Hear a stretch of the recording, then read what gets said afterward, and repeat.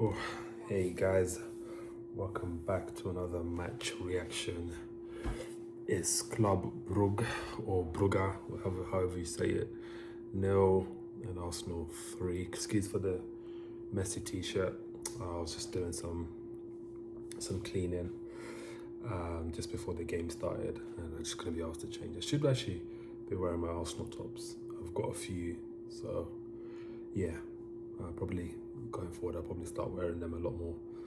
But yeah, Arsenal nil. Sorry, Brugge nil, Arsenal 3. And it's a pretty straightforward win. Where do we start with this game? Yeah, let's start with the lineup. Um, Guys, apart from the result, my issue is this: where do we go with this manager if this season doesn't end with us lifting something? Because that lineup was hideous. When I saw that, I was in a supermarket, and I glanced at the lineup, and I didn't really think too much of it. And then as I was walking, I was thinking, wait.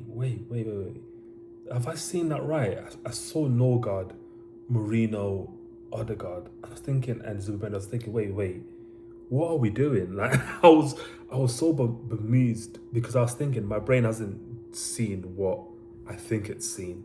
So then I went back and saw the lineup again, and it really was what I saw.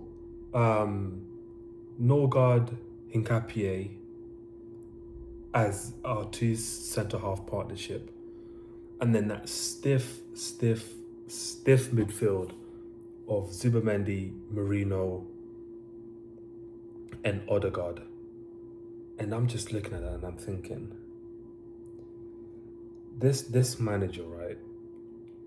His persistence with playing Marino in the middle is what cost us games last season. And then he's persistent with it now, albeit fair enough, right? And this is where I'll play the double sword, right? Because we're 5-5 going into this game. This is the game to experiment. If we lose this game, if we draw, it's no big deal. We have an amazing amount of cushion on in all the teams, and with this Champions League format, it's not about finishing first, second. It's just about getting that top eight, and we're in prime position to finish in that top eight. So there's no reason to why you need to persist with Marino, and especially for the 90 minutes, to persist with Marino in the middle. Now, look, guys, I've been very, very adamant. He stumbled upon Marino as a striker last season against Leicester, and it worked. And ever since then, I've said Marino as a false nine for me is our best option. Marino anywhere else that is not that place is just a no go.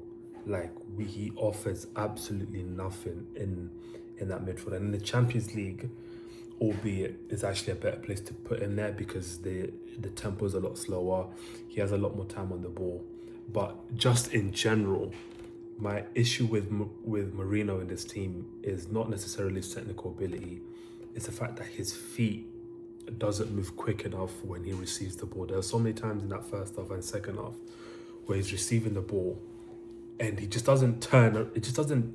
He's not even facing where the space is, because if he takes that touch and then rolls it behind him, there's acres of space there for Zubameni to pick up the ball and pass it to Noni and stuff like that. But he receives the ball and he just passes it back where it came from. And half the time, he's passing it to Martinelli, who is not really good under pressure. And he only has one place where he's going to play that back, which is either across the line to Skelly or back to Marino. And the play just, and then the ball just ends up going out of play because Marino gets dispossessed. So this persistence with Marino in the midfield is a serious issue, because he doesn't offer us absolutely anything. And this game, and in a game like this, like you're playing against Brugge, a game like this, why are you persistent with Marino in there? Like, I don't know what Ethan has done to this manager. Maybe he's got something on him, or he's put an acca on. I don't know. But a player of his quality, and I saw some links with him to Man United. I'm not entirely sure if that's true, but anyhow we sell this kid to Manchester United, I swear to God, Arteta, this is on you. This is absolutely on you, right? Because there's no reason why a player of his quality, right, should be struggling to even get minutes ahead of Marino, Norgard, and the fact that Odegaard has just come back and is straight back into that lineup, no questions asked, which is fair enough. But my thing is, right, is you're experimenting with these players, right? Norgard at centre half, all this stuff, Marino in the middle, but playing Ethan where Odegaard is where you want to draw the line. Playing Skelly in that midfield, you don't want to do that, but you're comfortable playing Norgard as a centre back, and you're comfortable consistently playing Marino in the midfield, and you're wondering why in that first half Club Brugge could have scored at least 2 or 3 goals because all they were doing was left back, possible to centre back, over the top, and they threw 1 goal.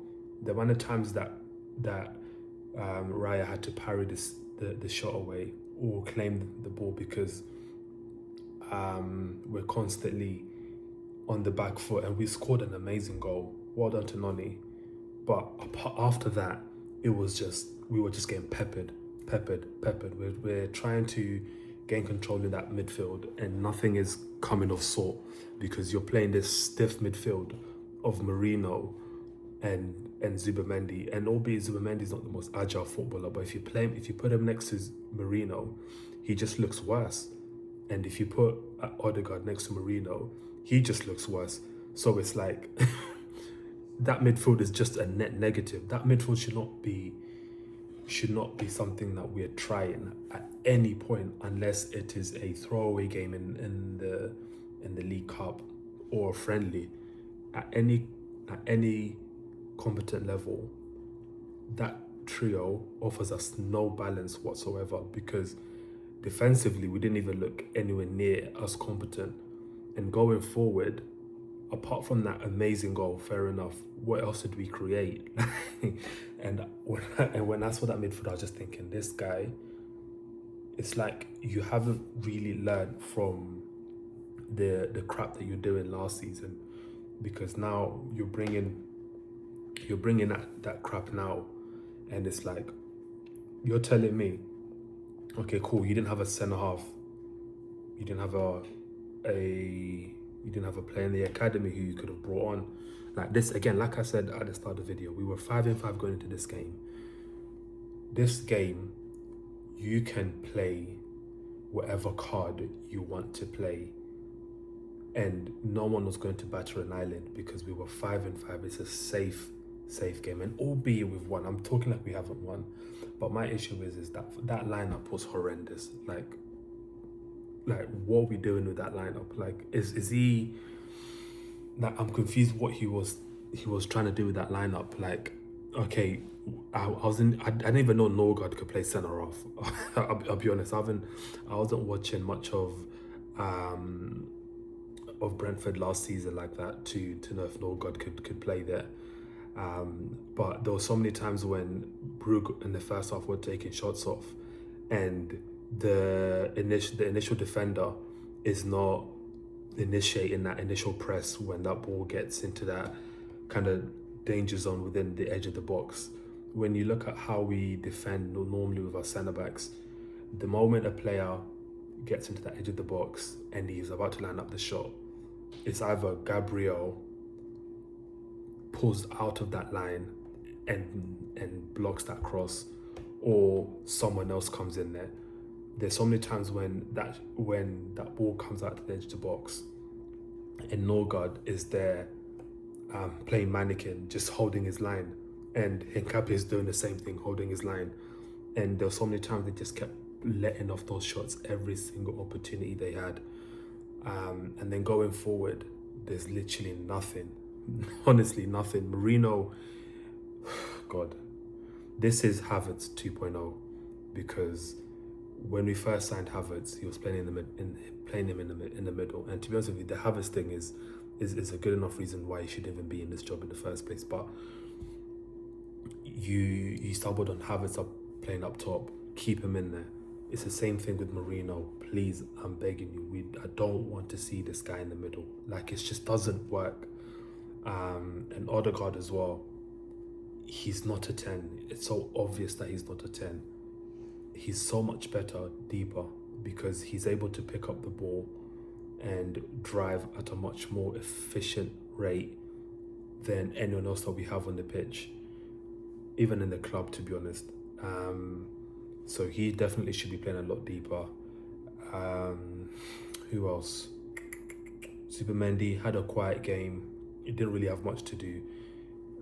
Yeah, Marino, I think he was poor. You guys let me know. I just don't think he's good in that midfield. As a striker or as a 9, where he drops in and he allows us and he creates that overload for us, it works.